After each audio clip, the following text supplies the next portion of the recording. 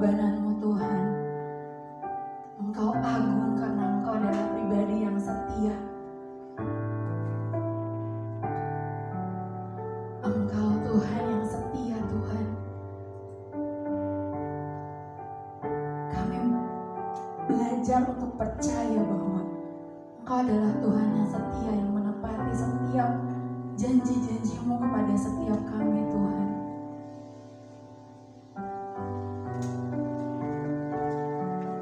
Amin.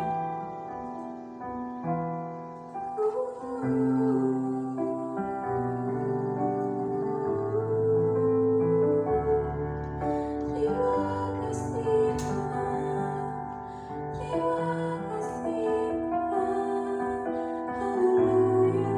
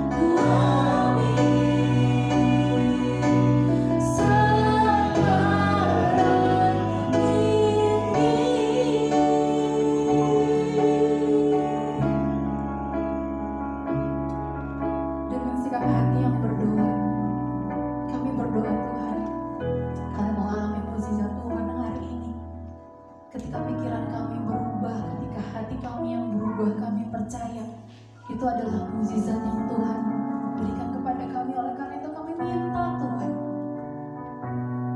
hari ini kami minta Tuhan,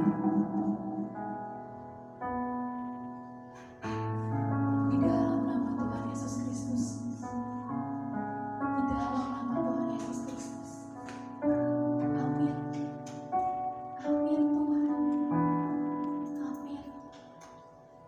Memberkati setiap kami, mengurapi Koko, mengurapi kami semua yang mendengarkan Tuhan, biar kami sama-sama boleh diperbaharui, mendapatkan kebenaran yang baru.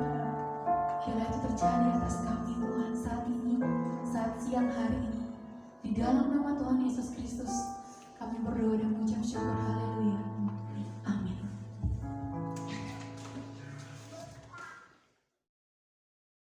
Shalom semua.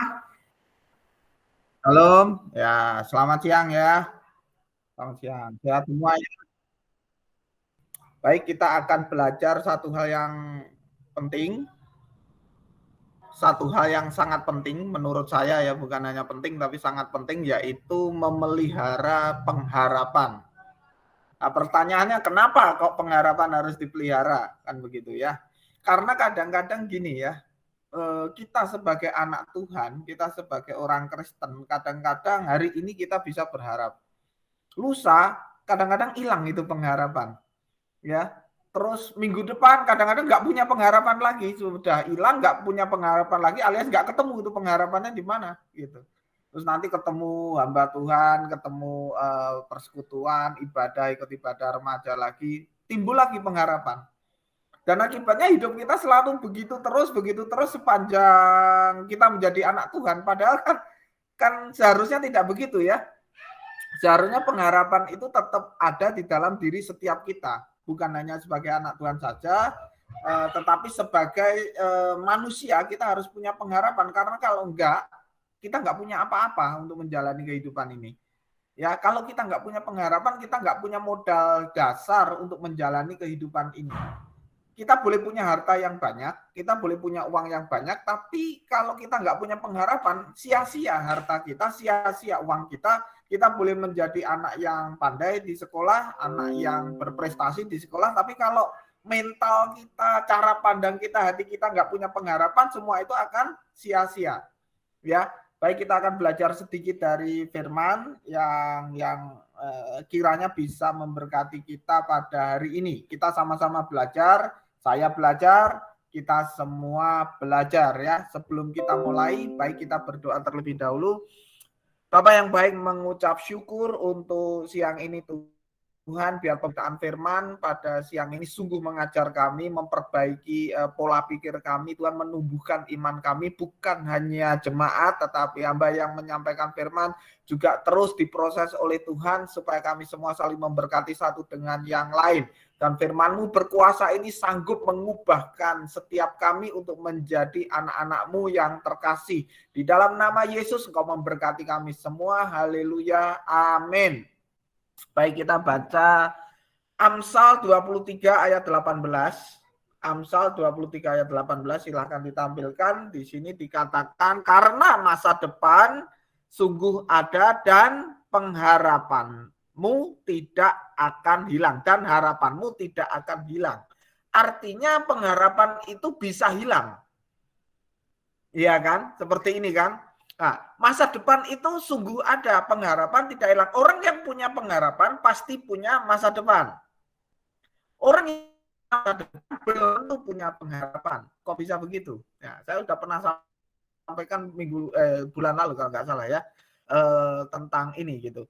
Orang yang punya pengharapan pasti mempunyai masa depan. Tetapi orang yang mempunyai masa depan belum tentu punya pengharapan. Kok bisa begitu? Ya, orang yang punya masa depan belum tentu punya pengharapan. Misalnya nanti sore jam 3 atau jam 4, jam 5 sore begitu ya. Itu sudah masa depan kita. Tapi kalau hari ini kita nggak punya pengharapan, ya masa depan yang akan kita jalani tanpa pengharapan. Tapi setiap orang yang hidup di dunia, ya itu punya masa depan. Cuma masalahnya orang itu punya pengharapan atau tidak. Tapi kalau orang punya pengharapan, dia pasti punya masa depan. Dan dia berharap masa depan dia itu lebih baik daripada masa kini. masa kini lebih baik dari masa lalu. Itu prinsip ya. Kita harus menyadari akan hal ini. Itu bukan prinsip anak Tuhan saja. Orang di luar kekristenan pun juga memiliki prinsip seperti ini.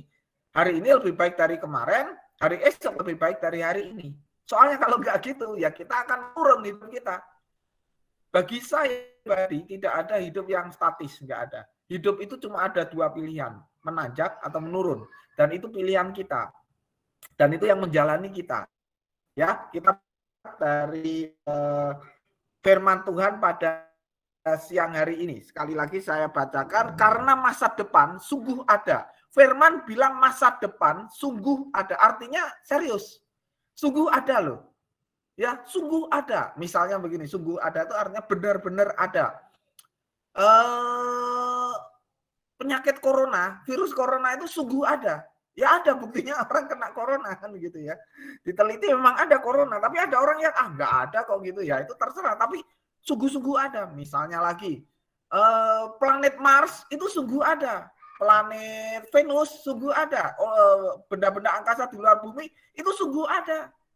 Artinya benar-benar ada, walaupun kita tidak melihat, tapi kita lihat tidak melihat secara langsung maksudnya, tapi lihat di YouTube misalnya atau di televisi atau baca buku, ada pemberitaan tentang benda luar angkasa di luar bumi. Jadi artinya para ilmuwan sudah meneliti ada benda angkasa di luar bumi dan itu sungguh ada, walaupun kita tidak melihat secara langsung.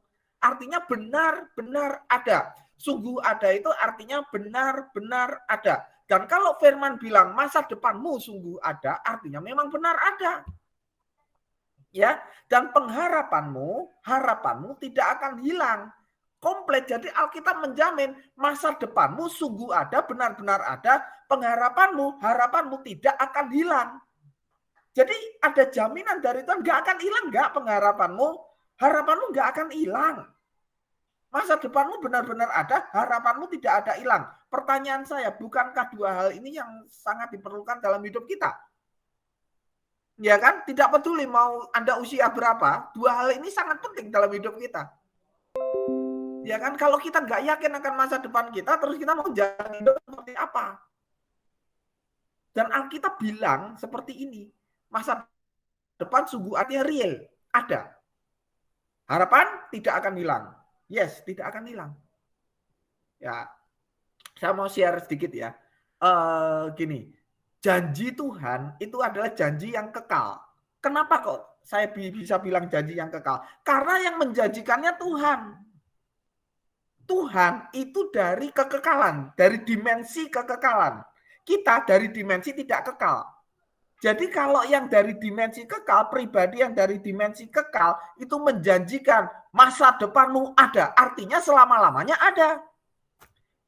Amsal ini ditulis pada zaman Raja Salomo. Gitu kan? Ada zaman Raja Salomo. Dan firman ini ditulis bukan untuk kita di Indonesia saat ini. Bukan, untuk seluruh yang percaya begitu ya. Pada zaman itu. Dan pada zaman ini dan pada zaman yang akan datang. Artinya apa? Kekal, ini abadi. Firman ini abadi. Kenapa abadi? Karena yang menjanjikannya abadi. Karena itu Tuhan tidak boleh salah ngomong. Karena sifatnya kekal, sifatnya abadi. Pernah nggak dengar firman tidak ada satu iota pun ditiadakan?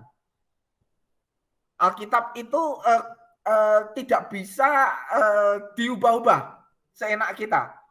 Bahkan kitab Wahyu pasal terakhir bilang barang siapa yang mengubah ini, menambahi atau mengurangi akan terkutuk. Jadi kalau Tuhan ngomong begini, ya begini, ya berlaku sampai hari ini. Pada zaman Salomo waktu dulu, berlaku sebelum Masehi. Zaman Salomo itu sebelum Masehi. Berlaku sesudah zaman Salomo, artinya sesudah Masehi gitu ya, sesudah Yesus lahir, berlaku. Hari ini berlaku. Anak-anak kita nanti berlaku. Amsal 23:18 ini. Selama bumi belum ada, selama bumi sudah selesai begitu ya, sudah kiamat, sudah selesai, ini tetap ada. Firman itu tetap ada, selama-lamanya ada. Kenapa? Karena yang menjanjikannya dari pribadi yang kekal. Nangkep ya? Dari pribadi yang apa? Kekal. Jadi janji yang diucapkan Tuhan itu kekal. Jangan khawatir nggak ada. Jangan khawatir nggak pernah kesampaian. Jangan khawatir akan hal itu. Kenapa? Karena yang menjanjikannya kekal. Pribadi yang kekal. Oke. Nah, sekarang kenapa kok bisa hilang? Itu dari sisi kita. Karena kita cenderung melihat apa yang kelihatan. Dan tidak mau belajar untuk melihat yang tidak kelihatan. Tidak mau belajar beriman kepada janji dari pribadi yang kekal ini. Akibatnya kita gampang jatuh bangun. Ya, jatuhnya cepat, bangunnya lama. Nah, repot seperti itu. Itu kebanyakan dialami oleh kita begitu. Nah, sekarang kita akan belajar dari pribadi Kaleb, ya, pribadi Kaleb. Kita belajar dari pribadi Kaleb, melihat kehidupan Kaleb. Ya, Kaleb ditulis di dalam 2 kitab, 1 kitab Bilangan, yang kedua kitab Yosua. Cukup singkat, tidak banyak-banyak pribadi tentang Kaleb, tapi orang ini luar biasa menurut saya ya. Menurut saya luar biasa dan bisa kita praktekkan di zaman sekarang. Apa yang diimani oleh Kaleb, apa yang dialami oleh Kaleb, apa yang sedang dijalani oleh Kaleb, kita bisa terapkan dalam kehidupan kita berapapun usia kita. Ya, kita akan belajar ini. Yang pertama, Kaleb itu percaya akan pribadi Tuhan. Bagaimana menjaga pengharapan? Ya, pengharapan bisa hilang karena kita tidak menjaga. Ingat itu. Pengharapan, Yesus bilang, Alkitab bilang pengharapan tidak akan hilang. Nah, tapi kenapa kok bisa hilang? Karena kita tidak menjaganya dengan benar, alias tidak memelihara. Menjaga dengan benar itu sama dengan memelihara. Menjaga dengan seksama itu sama dengan memelihara. Kita kurang memelihara. Nah, kita belajar dari tokoh Kaleb ini. Yang pertama yang dilakukan Kaleb apa? Percaya akan pribadi Tuhan. Bilang sama-sama saya, percaya akan pribadi Tuhan. 2, 3. Oke, percaya akan pribadi Tuhan. Ya. Nah, sekarang kita lihat Ulangan 32 ayat 3 sampai 4. Ulangan 32 ayat 3 sampai 4. Sebab nama Tuhan akan kuserukan, berilah hormat kepada Allah kita. Ayat 4, gunung batu yang pekerjaannya sempurna, karena segala jalannya adil, Allah yang setia, dengan tiada kecurangan, adil dan benar Dia. Ya, jadi di sini dikatakan gunung batu yang pekerjaannya sempurna. Kaleb percaya bukan pada janji Tuhan saja, tapi lebih kepada pribadi Tuhan. Kaleb belajar untuk percaya akan pribadi Tuhan yang menjanjikannya. Di sini kita bisa belajar bahwa yuk kita mencoba belajar pada pribadi Tuhan, bukan belajar percaya pada apa yang akan dilakukan oleh Tuhan. Saya bicara pelan-pelan ya. Percaya pada personality Tuhan, percaya pada karakter Tuhan, percaya pada sifat Tuhan. Bukan lagi kita meletakkan percaya kita kepada apa yang akan dilakukan oleh Tuhan. Kalau karakter Tuhan itu baik, yang dilakukannya pasti baik. Kalau karakter Tuhan itu jahat, perusak, yang dilakukannya pasti jahat dan merusak. Ya enggak? Karakter Tuhan itu tulus. Jadi yang dilakukannya pasti tulus kepada kita. Jadi kita jangan lagi untuk memikirkan apa sih yang akan dilakukan Tuhan kepadaku, tapi belajarlah untuk berpikir, percaya Tuhan itu seperti apa. Nah, di sini balik lagi ke Ulangan 32 ayat 4 khususnya. Ya. Gunung batu yang pekerjaannya sempurna. Tuhan itu sempurna. Pekerjaannya sempurna. Jadi kalau konteksnya masa depan sungguh ada, harapanmu tidak hilang, masa depan yang diciptakan kepada kita secara umum itu sempurna. Kepada kita masing-masing pribadi juga sempurna. Sempurnanya Tuhan terhadap saya beda dengan sempurnanya Tuhan terhadap Kak Ayu. Masing-masing punya rencana sendiri-sendiri. Tuhan punya rencana sendiri-sendiri, maksudnya begitu ya. Tuhan punya rencana sendiri-sendiri kepada setiap pribadi. Dan masing-masing kepada setiap pribadi itu dia merencanakan sesuatu yang sempurna. Karena pekerjaannya sempurna, Tuhan tidak bisa melakukan sesuatu yang tidak sempurna. Nggak bisa. Jadi kalau dia menyembuhkan, kesembuhannya sempurna. Kalau dia menolong, pertolongannya sempurna. Kalau dia memberkati, berkatnya sempurna. Dan hebatnya lagi, kalau dia menebus dosa kita, tebusannya itu sempurna. Jadi jangan pernah menanyakan, Yesus sudah menebus saya, benar nggak sih? Sempurna nggak sih? Jadi kalau dia mengampuni kita, pengampunannya terhadap kita itu sempurna. Kenapa? Karena gunung batu pekerjaannya sempurna. Dia tuh gunung, diibaratkan Musa seperti gunung batu, pekerjaannya sempurna. Apa yang dikerjakan sempurna. Jadi kalau dia merancangkan masa depan kepada kita, masa depan yang sempurna. Nah masalahnya kita percaya nggak? Wah susah kok kalau percaya sempurna. Kenapa? Karena kita hidup dalam dunia yang tidak sempurna. Kenapa? Karena kita lihat segala sesuatunya tidak berjalan sempurna. Jadi kita terpengaruh akan hal itu. Karena itu mari kita melangkah lebih dalam lagi untuk percaya kepada Tuhan. Katakan dalam hatimu saat ini atau katakan dengan mulutmu saat ini, Tuhan, aku percaya Engkau sempurna, pekerjaanmu sempurna. Itu akan mengubah imanmu. Itu akan mengubah cara pandangmu. Itu akan mengubah apa yang akan kau lakukan. Itu akan mengubah persepsimu akan masa depan. Persepsimu bukan akan masa depan saja. Persepsimu tentang dirimu sendiri. Aku sudah ditebus, aku disempurnakan. Pernah dengar kalimat itu enggak? Istilah-istilah aku disempurnakan. Kita enggak sempurna, tapi disempurnakan oleh Tuhan. Kenapa? Karena dia Allah yang sempurna. Dia kalau memakai kita enggak setengah-setengah. Dia kalau memakai kita segenap hati karena dia sempurna. Dia nggak main-main. Kalau memakai seseorang untuk main musik, dia nggak main-main. Kalau dia memakai seseorang untuk melayani Tuhan dalam bidang pemberitaan firman, penginjilan, dan lain sebagainya, dia tidak main-main. Nah, kenapa kok kadang ada yang berhasil, ada yang tidak? Itu dari pribadi manusianya. Ya, saya mau tekankan di sini ya. Banyak di sini dibilang apa? Pekerjaannya sempurna. Segala jalannya adil, Allah yang setia dengan tiada kecurangan, adil dan benar dia. Saya mau tekankan di sini sempurna. Ya, yang kedua dia setia. Ya, adil dan benar itu pasti ya. Saya nggak akan tekankan di sini itu nanti pembahasan lain lagi gitu ya. Tapi saya tekankan di sini sempurna, setia, benar. 3 aja itu sudah cukup membuat kita seharusnya tidak bergeser dari iman kita kepada Tuhan. Tuhan Yesus di sini ya. 1, sempurna. 2, dia setia. Yang ketiga, dia benar. Ada di sini, dia adil, dia tidak curang, tulus. Tuhan itu tulus. Dia kalau menyediakan masa depan tulus. Dia tidak pengen apa-apa kok dari kita. Dia pengen kita bahagia. Dia pengen kita menikmati hidup.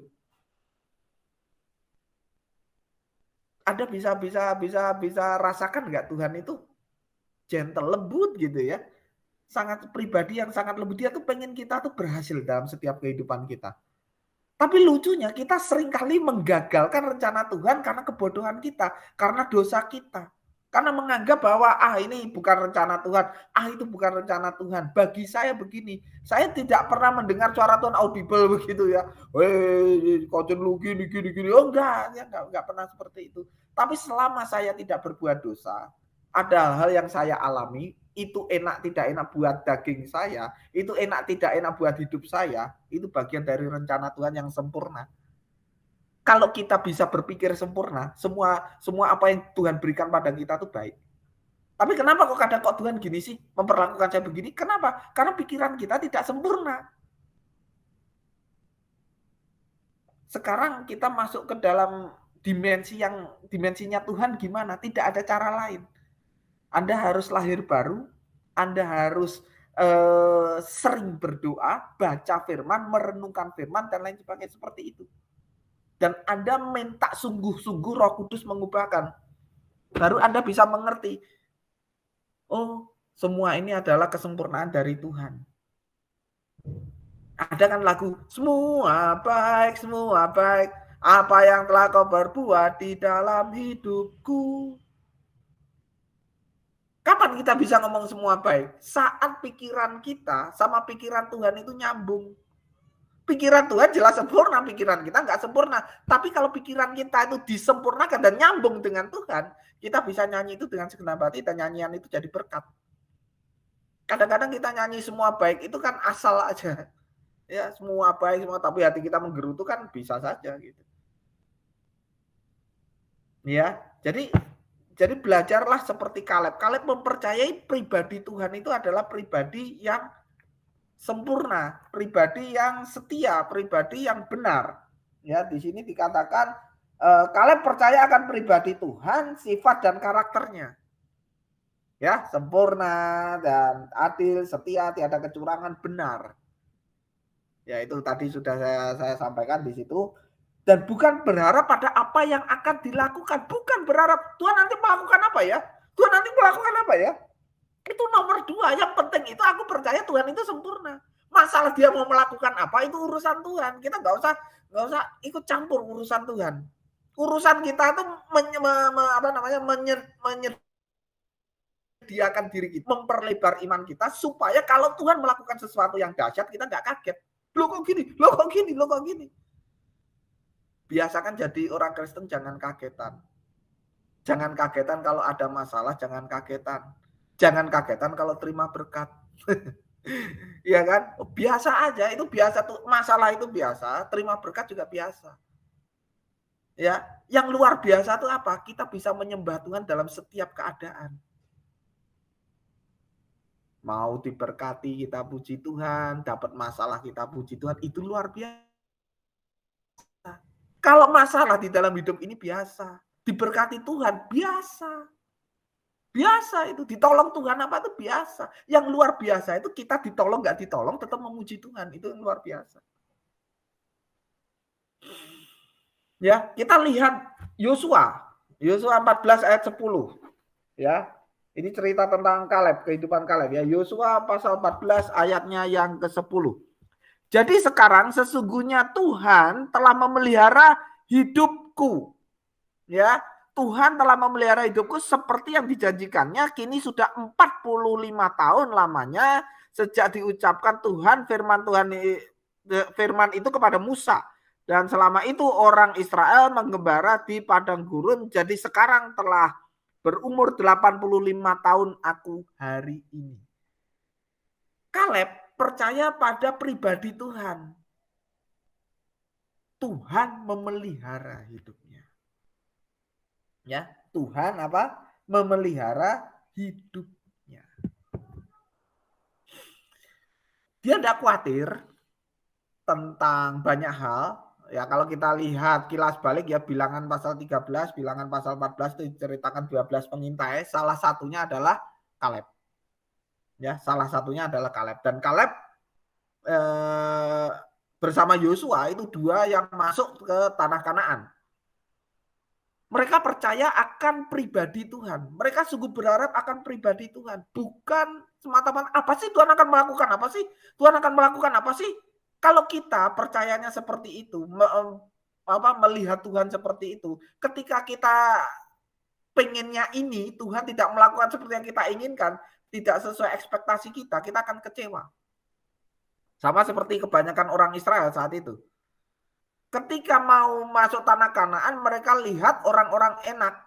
Bukan enaknya enak gimana ya, orang enak namanya gitu ya. Orang-orang raksasa gitu di Kanaan. Dan mereka takut. Oh Tuhan bisa melakukan apa nih kayak gini? Wah kok tidak sesuai ekspektasi. Dipikir masuk tanah Kanaan gak usah menaklukkan apa-apa, langsung masuk aja gitu. Dipikir mereka.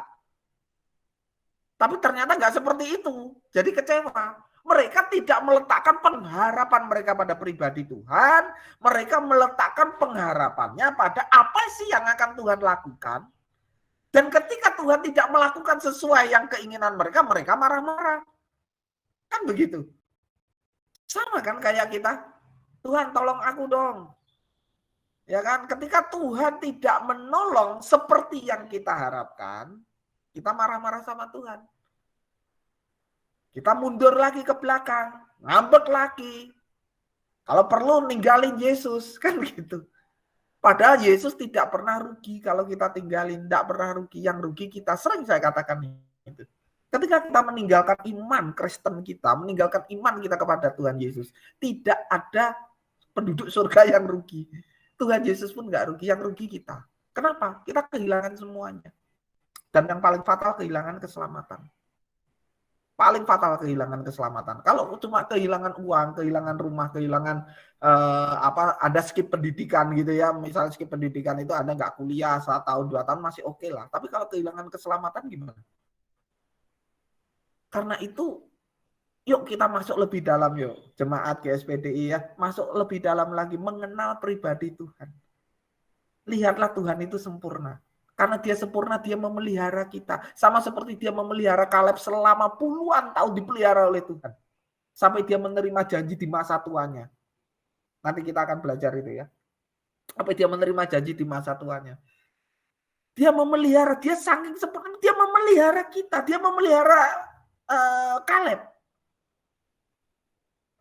Apakah ada kekurangan sesuatu hari ini? Kalau ada kekurangan sesuatu, itu pikiranmu. Padahal semuanya itu cukup.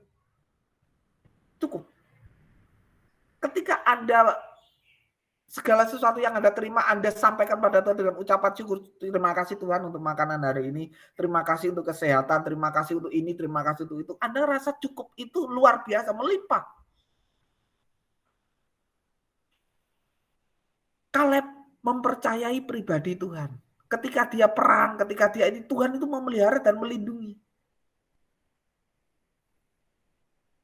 Ya, jadi Allah itu sempurna. Sesungguhnya Tuhan telah memelihara hidupku seperti yang dijanjikannya.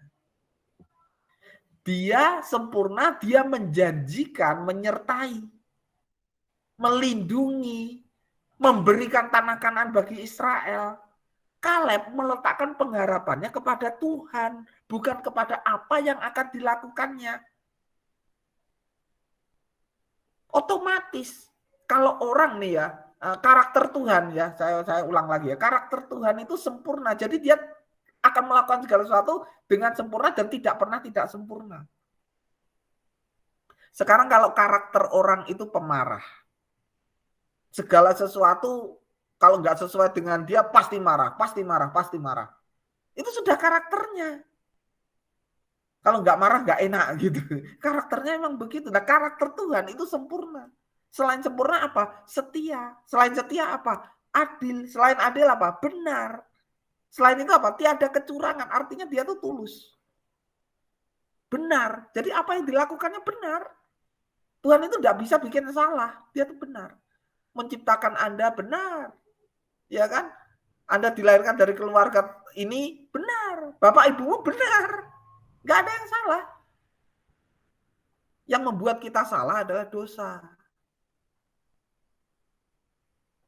Ya, Kaleb percaya akan pribadi Tuhan, bukan apa yang akan dilakukannya. Yang kedua, di sini dikatakan saya dapatkan mengingat dan merenungkan akan janji Tuhan.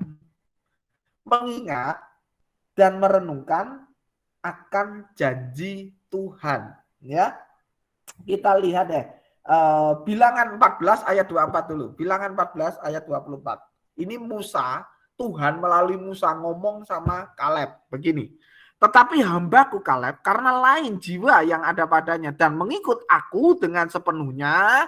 Lain jiwa itu bukan orang gila, bukan. Jadi dia tuh beda dengan orang Israel kebanyakan gitu, gampang kecewa, gampang marah dan lain.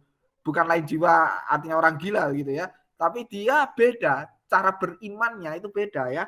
Mengikut aku dengan sepenuhnya, akan kubawa masuk ke negeri yang telah dimasukinya itu dan keturunannya akan memilikinya. Lihat, dia ingat janji Tuhan yang disampaikan kepada Musa, lewat Musa untuk dia. Jadi Kaleb itu orang kedua. Orang pertama yang mendengar janji Tuhan itu Musa. Tuhan ngomong sama Musa, Musa tolong sampaikan ke Kaleb. Musa ngomong sama Kaleb. Nganggep ya, sama seperti Tuhan ngomong sama pendeta. Pendeta ngomong sama jemaat. Jemaat menerima dan jadi iman. Nah, kira-kira seperti itu. Dan itu diingat oleh Kaleb. Kita lihat Yosua 14 ayat 6 sampai 12. Agak panjang saya baca. Yosua 14, tolong tampilkan Yosua 14 ayat 6 sampai yang ke-12. Ya. Yosua 14 ayat 6 sampai 12. Oke. Masih ditampilkan di situ. Yosua 14 ayat 6 sampai 12. Sudah? Bisa tampilkan 6 ayat 12, ayat 6. Ayat 6 dulu ya. Bani Yehuda datang menghadap Yosua di Gilgal. Pada waktu itu berkatalah Kaleb bin Yefune orang Kenas itu kepadanya, engkau tahu firman yang diucapkan Tuhan kepada Musa, abdi Allah itu tentang aku dan tentang engkau di Kades Barnea. Ya, itu yang kita baca tadi di Bilangan 14 ayat 24. Ya, aku berumur 40 tahun ketika aku disuruh Musa hamba Tuhan itu dan Kades Barnea untuk mengintai negeri ini. Dan aku pulang membawa kabar kepadanya yang sejujur-jujurnya. Jadi Kaleb mendengar Bilangan 14 ayat 24 yang kita baca itu umur 40. Bukan saja seperti Anda, bukan. Umur 40 sudah cukup tua, sudah cukup dewasa. Bukan anak-anak, bukan. Umur 40 dia dengarnya. Ayat 8. Ayat 8. Sedang saudara-saudaraku yang bersama-sama pergi ke sana dengan aku membuat tawar hati bangsa itu. Aku tetap mengikuti Tuhan Allahku dengan sepenuh hati. Lihat ya, aku tetap mengikuti Tuhan dengan segenap hati. Artinya aku tetap percaya pada Tuhan. Dia tidak meletakkan pengharapannya pada apa sih yang akan dilakukan Tuhan. Enggak. Aku mengikuti Tuhan dengan sepenuh hati. Makanya Tuhan bilang apa? Orang ini lain jiwanya. Yang lain mengharapkan aku akan melakukan itu sesuai ekspektasi dia. Bagaimana kita yang tidak sempurna mengharapkan Tuhan yang sempurna itu sesuai dengan kehendak kita? Tidak bisa. Sedang Tuhan itu pengennya melakukan segala sesuatu itu sempurna. Ya, nah seperti itu. Ayat 9 dibilang gini. Ayat 9, pada waktu itu Musa bersumpah katanya, sesungguhnya tanah yang diinjak oleh kakimu itu akan menjadi milik pusakamu dan anak-anakmu sampai selama-lamanya. Sebab engkau tetap mengikuti Tuhan Allahku dengan sepenuh hati. Ya, nah, ayat 10 dibilang, ayat 10 tolong tampilkan. Jadi sekarang sesungguhnya Tuhan telah memelihara hidupku. Jadi karena dia mengikuti Tuhan dengan sepenuh hati dan Tuhan memelihara dengan sempurna. Ya, sempurna sekali pemeliharaan Tuhan terhadap Kaleb ya. Seperti yang dijanjikannya kini sudah 45 tahun lamanya sejak diucapkan Tuhan firman itu kepada Musa dan selama itu orang Israel menggembala di padang gurun. Jadi sekarang telah berumur 85 tahun aku hari ini. Wow. 45 tahun dia masih ingat janji Tuhan. Sedang kita firman yang kemarin juga sudah lupa. Ya. Ini 45 tahun nggak main-main. Ayat 10 bilangnya 85 tahun. Dia waktu ngomong sama Musa di kitab Yosua itu dia umur 85. Sedang di kitab Bilangan yang tadi kita baca dia umur 40. Jadi selisih 45 tahun dia masih ingat janji itu. Keren gak sih?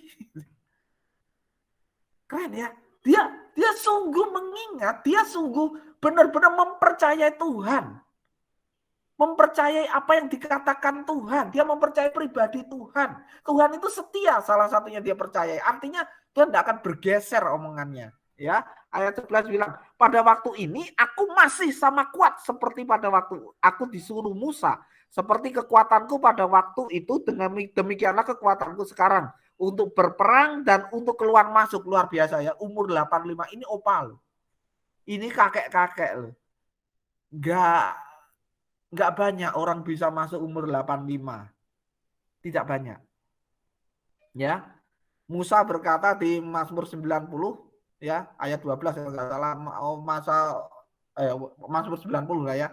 itu orang itu hidup paling 70-80 tahun. Ini umur 85 si Kaleb ini. Umur 85. Dia ngomongnya apa? Aku masih sama seperti dulu, masih kuat. Keren gak sih? Sedang kita yang umur 20, 30, 40 sudah kayak umur 85, terbalik. Dia umur 85 seperti umur 40, yang umur 40, 20, 30 seperti umur 85. Jadi artinya gini, coba Anda renungkan ya.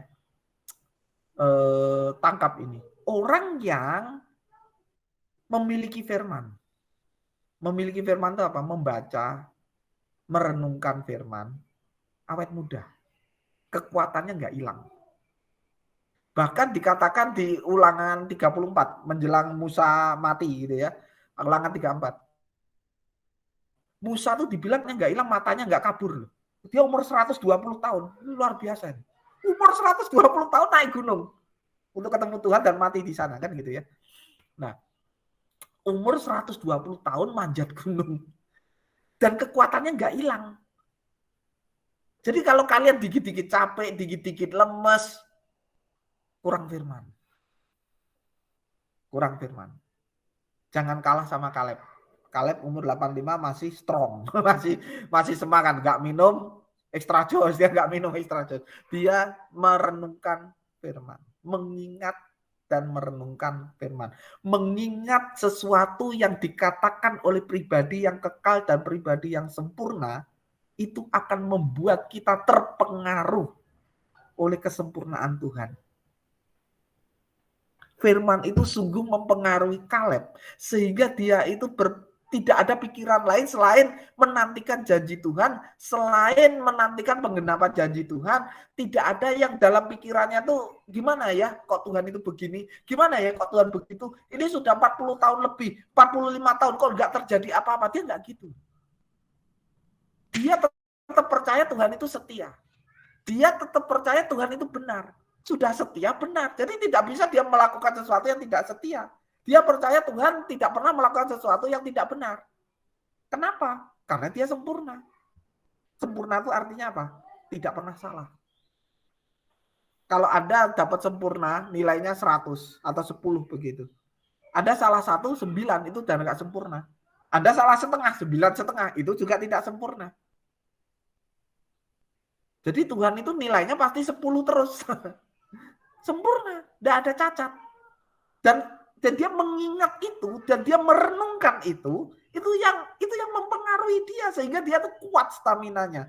Bukan hanya kuat stamina rohani saja, tapi fisiknya itu kuat. Berapa banyak di antara saudara yang umurnya mungkin belum ada 30 ya di sini. Sudah sakit-sakitan, cepat capek, ngos-ngosan, mungkin ya. Anda kurang mengingat dan merenungkan firman. Mungkin. Saya umur 50. Dan saya nggak merasa cepat capek sih. Ya, rumah saya 3 lantai, lumayan tiap hari naik turun, gendong anak saya yang ya dua-duanya minta digendong kadang-kadang ya. Yang Devni yang gede suka minta digendong, apalagi yang kecil masih umur 2 tahun kurang. Ya hampir 1,5 tahun, bulan depan dia 1,5 tahun. Dan mereka lagi giat-giatnya, wah sana sini, lari sana lari sini gitu ya, si Kial gitu. Jadi saya kadang capek, tapi nggak cepet drop gitu, nggak cepet kok gini ya hidup, kok gini ya enggak. Karena kadang kita sehat ya secara fisik, tapi kalau kok gini ya hidup, itu capek sendiri. Capek hati akan mempengaruhi capek badan.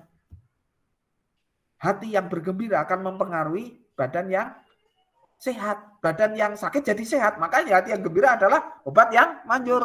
Amsal 17 ayat 14 kalau nggak salah itu. Ya. Kaleb pun demikian. Kakek ini umur 85, dia masih kuat. Bahkan kasih ini tuh Hebron ke saya. Saya akan berperang gitu. Ya, ayat 12. Oleh sebab itu, berikanlah kepadaku pegunungan yang dijanjikan Tuhan. Keren nggak sih? Berikan. Karena itu sudah dijanjikan Tuhan ya. pada waktu itu, sebab engkau sendiri mendengar pada waktu itu bahwa di sana ada orang enak dengan kota-kota yang besar dan berkubu. Mungkin Tuhan menyertai aku sehingga aku menghalau mereka seperti yang difirmankan Tuhan. Keren gak sih? Bagi saya ini orang luar biasa, walaupun diceritain di Alkitab cuma sedikit sekali porsinya dibanding Yosua, dibanding Musa, dibanding Abraham, Ishak, Yakub. Tapi imannya tidak kalah hebat dibanding Abraham. Imannya tidak kalah hebat dibanding Musa. Imannya tidak kalah hebat dibanding Elia. Itu yang saya kagum dari Kaleb. Dan ini saya share kepada Anda. Ya, berikan pegunungan itu, berikan. Mana janji Tuhan? Berikan. Dan dia bukan tipe orang yang males gitu ya. Terima janji Tuhan, diem aja, nggak ngapa-ngapain, diem aja. Dia mau melakukan sesuatu untuk mendapatkan janji Tuhan itu. Betul, Tuhan menjanjikan sesuatu, tapi Tuhan juga ingin kita berjuang untuk mendapatkannya. Tuhan tidak ingin kita malas-malasan. Ya. Dan ini yang dikatakan firman tentang mengingat dan merenungkan firman. Mazmur 1 ayat 1 sampai 3. Mazmur pasalnya yang pertama, ayat yang pertama sampai yang ketiga. Silakan ditampilkan di situ Mazmur pasal 1 ayat 1 sampai yang ketiga. Ada di sini. Mazmur 1 ayat 1. Berbahagialah orang yang tidak berjalan menurut nasihat orang fasik, yang tidak berdiri di jalan orang berdosa, yang tidak duduk di dalam kumpulan pencemooh. Kumpulan pencemooh, gosiper. Ya, tukang menggosip. Tetapi yang kesukaannya adalah Taurat Tuhan, dan yang merenungkan Taurat itu siang dan malam. Kesukaannya Taurat Tuhan, kesukaannya firman Tuhan, kesukaannya janji Tuhan. Dan yang merenungkan Taurat itu siang dan malam, ia seperti pohon yang ditanam di tepi aliran air, kuat terus, seger terus gitu ya. Yang menghasilkan buahnya pada musimnya, dan yang tidak layu daunnya, apa saja yang diperbuatnya berhasil. Kita jangan lihat berhasilnya doang. Kita lihat sebelumnya apa di sini dikatakan, seperti pohon yang ditanam tepi aliran air yang menghasilkan buahnya pada musimnya. Ya. Dan yang tidak layu daunnya, artinya ada kekuatan ekstra, ada kekuatan baru untuk kita melakukan sesuatu yang sesuai dengan janji Tuhan, untuk mendapatkan janji Tuhan. Mengingat dan merenungkan firman itu akan membuat kita segar secara rohani, segar secara jiwa. Di dalam jiwa ada apa? Pikiran, kehendak, satu lagi pikiran dan kehendak ya. Pikiran, kehendak, kemauan. Ya, kira-kira begitu ya. Pikiran dan kehendak, ya. Tepatnya di pikiran dan kehendak. Perasaan, pikiran perasaan, kehendak ya. Di dalam jiwa itu ada pikiran, perasaan dan kehendak. Dan ini akan segar terus. Pikiran kita disegarkan, perasaan kita disegarkan, gak cepet baper. Dikit-dikit baper, disinggung dikit baper.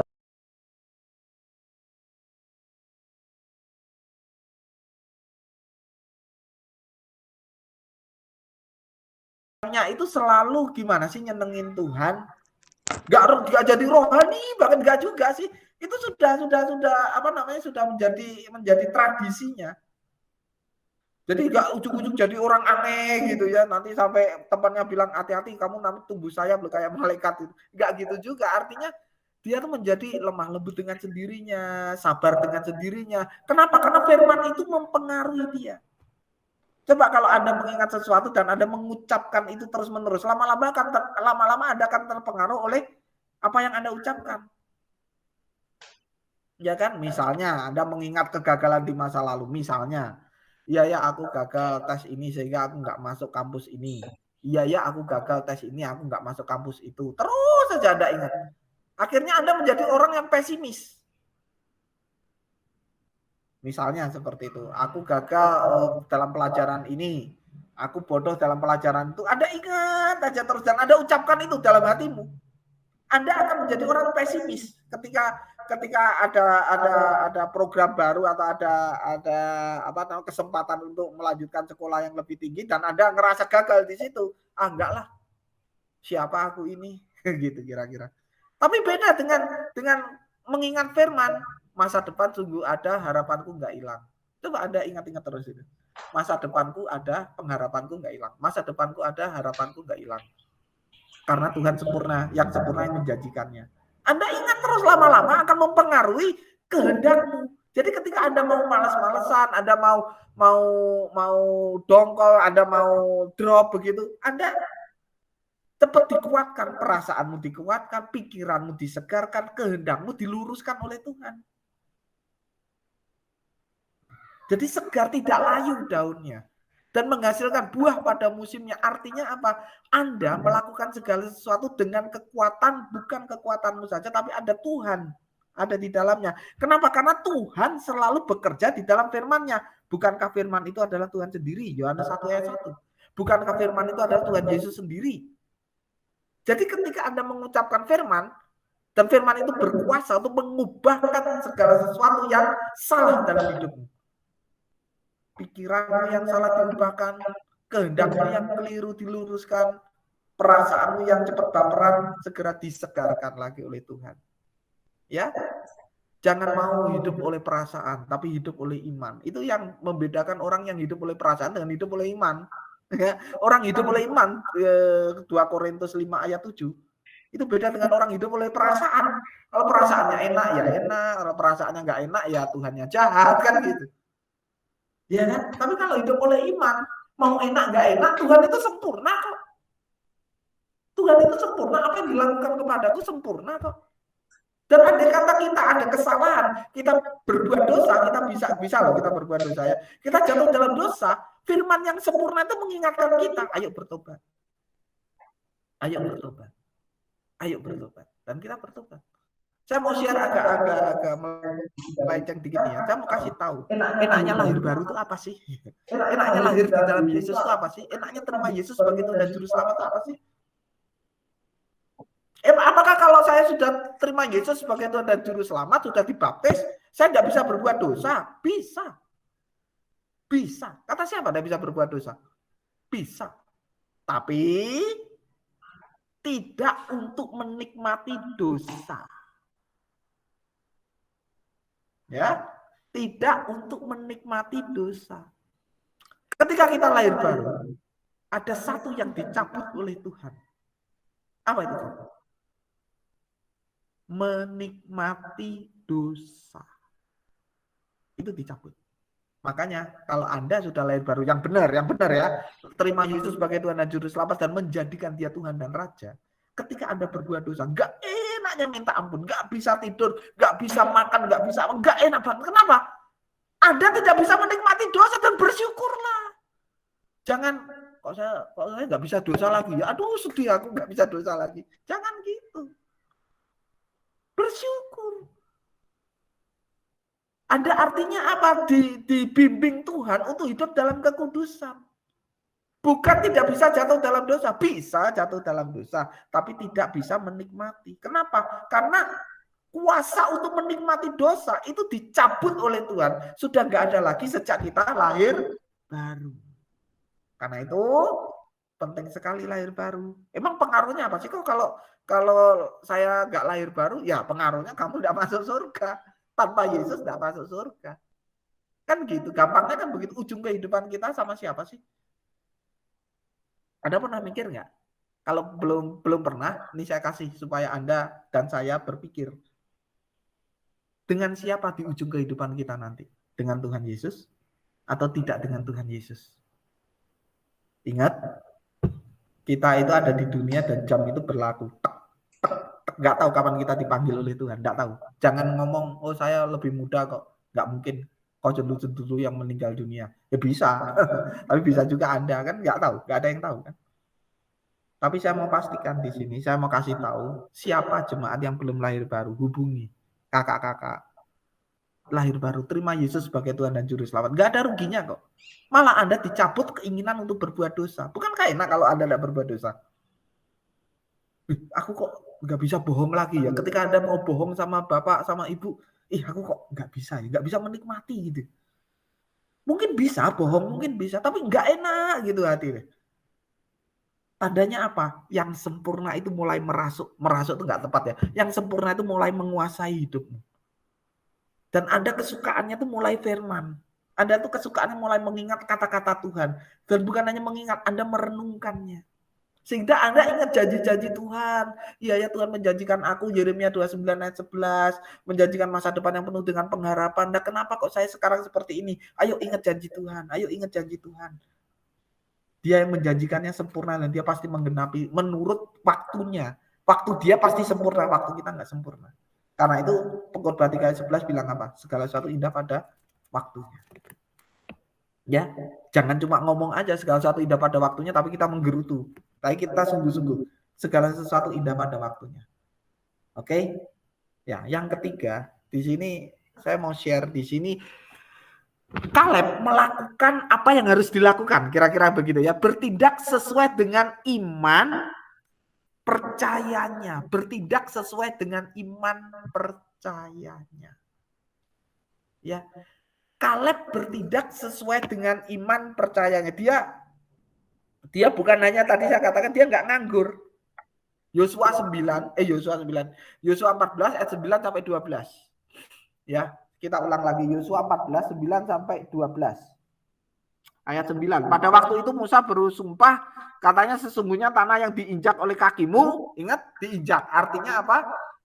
Janji Tuhan itu memerlukan usaha dari kita, memerlukan upaya dari kita, ya. Akan menjadi milik pusakamu dan anakmu, anak-anakmu sampai selama-lamanya, sebab engkau tetap mengikuti Tuhan Allahku dengan sepenuh hati. Catat lagi yang kedua, setelah menginjak apa? Mengikuti Tuhan. Artinya kata aktif kan itu. Ya, menginjak tanah artinya dia melakukan penaklukan terhadap tanah itu dan dia tetap mengikuti Tuhan. Dan ingat janji Tuhan itu kekal. Kekal. Karena yang menjanjikannya kekal sampai turun-temurun. Sampai anak-anakmu. Jadi kalau Anda terima Tuhan hari ini, terima janji Tuhan hari ini, Anda mempercayai penggenapannya itu bisa sampai anak cucu Anda. Dahsyatnya Tuhan seperti itu, janji Tuhan dahsyatnya seperti itu. Ya, bukan hanya Anda saja yang senang, nanti anak-anakmu juga senang juga gitu ya. Ayat 10. Jadi sekarang sesungguhnya Tuhan telah memelihara hidupku seperti yang dijanjikannya. Kini sudah 45 tahun lamanya sejak diucapkan Tuhan firman itu kepada Musa, dan selama itu orang Israel menggembala di padang gurun. Jadi sekarang telah berumur 85 tahun aku, ya, hari ini. Nah, telah berumur aku 85 tahun aku hari ini. Jadi Kaleb itu walaupun umur 85 dia tidak mau bermalas-malasan. Dia tetap melakukan firman, telah melakukan apa yang dipercayainya. Ayat 11. Menampilkan ayat 11. Pada waktu ini aku masih sama kuat seperti pada waktu aku disuruh Musa. Seperti kekuatanku waktu itu, demikianlah kekuatanku sekarang untuk berperang dan untuk keluar masuk. Oleh sebab itu berikanlah kepadaku pegunungan yang dijanjikan Tuhan pada waktu itu, sebab engkau sendiri mendengar pada waktu itu bahwa di sana ada orang enak dengan kota-kota yang besar dan berkubu.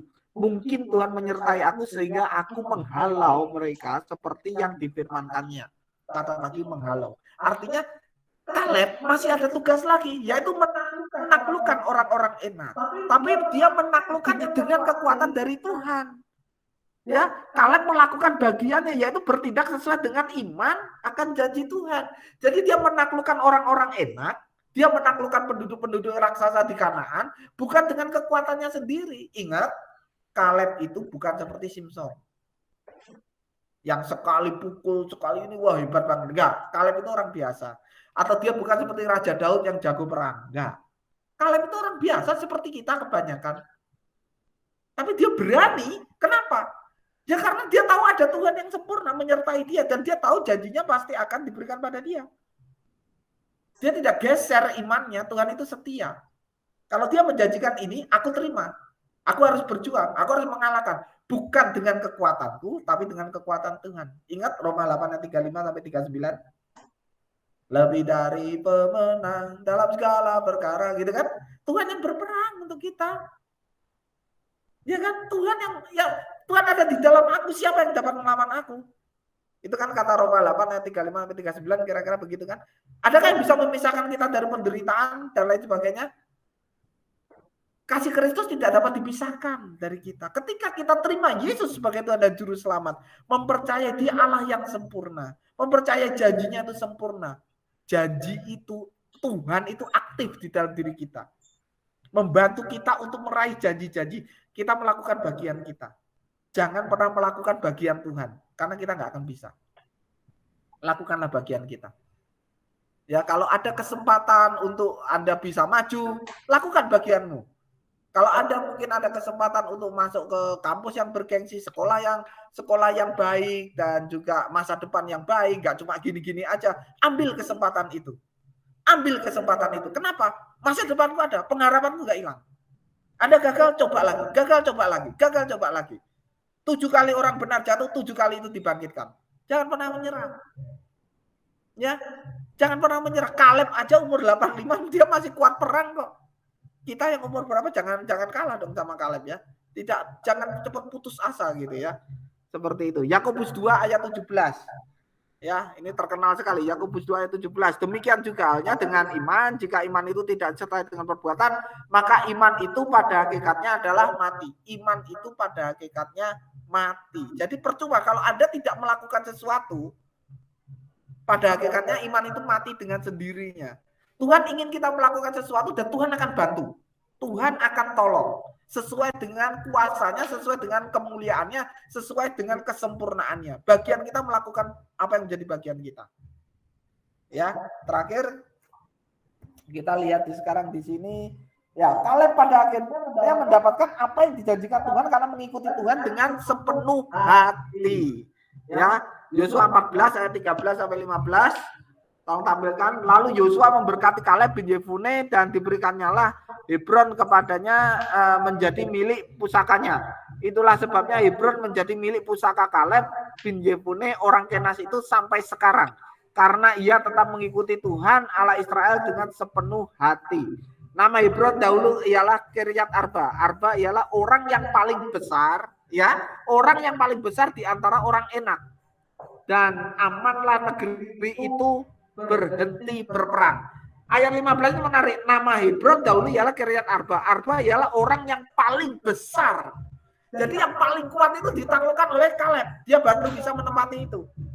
Tuhan ingin kita melakukan sesuatu yang besar karena kita memiliki Dia yang besar.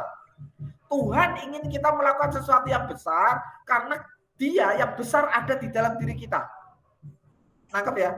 Dia yang besar ada di dalam diri kita. Karena itu Dia ingin kita melakukan sesuatu yang besar juga. Dan jangan pernah takut dengan tantangan. Karena tantangan itu baik untuk iman kita. Kenapa? Karena janji Tuhan, Dia bilang apa? Aku menyertaimu sekarang sampai selama-lamanya. Bukankah Yesus bilang begitu Matius 28 ayat 18 sampai 20? Dia menyertai kita sampai selama-lamanya. Kuasanya menyertai kita, kasihnya menyertai kita. Dan kalau Allah ada di pihak kita, siapa yang akan menjadi lawan kita? Bukan artinya kita nggak punya lawan ya. Bukan artinya kita nggak punya lawan. Tapi siapa yang bisa tahan menghadapi kita? Siapa yang mampu menghadapi kita? Kenapa? Karena Allah yang berkuasa atas segalanya itu ada di dalam diri kita. Ketidaksempurnaan kita sebagai manusia akan ditutupi oleh kesempurnaan Allah. Allah akan tolong kita. Bukan artinya kita, wow sempurna, segala-galanya nggak pernah cacat. Bukan. Tapi kesempurnaan Allah, kekuatan Allah, power dari Tuhan akan menolong kita. Sama seperti Kaleb menaklukkan orang-orang paling besar di Kanaan, Arba itu. Dan dia menduduki itu. Dia akan menolong kita untuk mengalahkan masalah-masalah kita yang besar. Masa depanmu luar biasa. Masa depanku luar biasa. Jangan sampai hilang pengharapan kita gara-gara kita tidak percaya akan pribadi Tuhan yang sempurna. Pribadi Tuhan yang adil. Pribadi Tuhan yang setia. Pribadi Tuhan yang benar. Dan pribadi Tuhan yang tulus. Tidak berkecurangan, tidak curang gitu ya. Pada akhirnya saya berharap di sini ya setelah firman ini boleh disampaikan, boleh kita dengar sama-sama, itu boleh membangkitkan pikiran kita akan masa depan. Jangan berhenti sampai di sini. Tidak ada yang bisa menghalangi kita dapat meraih masa depan. Yang bisa menghalangi kita meraih masa depan yang baik adalah diri kita sendiri. Ya, tapi sekarang kan zamannya Omikron, sekarang zamannya Corona, Covid, dan lain sebagainya. Iya, tidak apa-apa, memang zamannya begini. Tapi kita kan punya Allah. Kita kan punya Tuhan. Ya kan, kita kan punya Allah yang menyertai. Jangan apa-apa tuh takut, jangan apa-apa tuh takut. Tapi juga jangan ngaco juga. Jangan sembarangan, tidak menjaga kesehatan, dan lain sebagainya. Jangan. Tetapi tetap melakukan apa yang menjadi bagian kita. Sekali lagi, kalau ada kesempatan bagi Anda untuk meraih masa depan yang lebih baik dibanding saat ini, ambil. Karena siapa tahu itu adalah jalan hidupmu. Ya.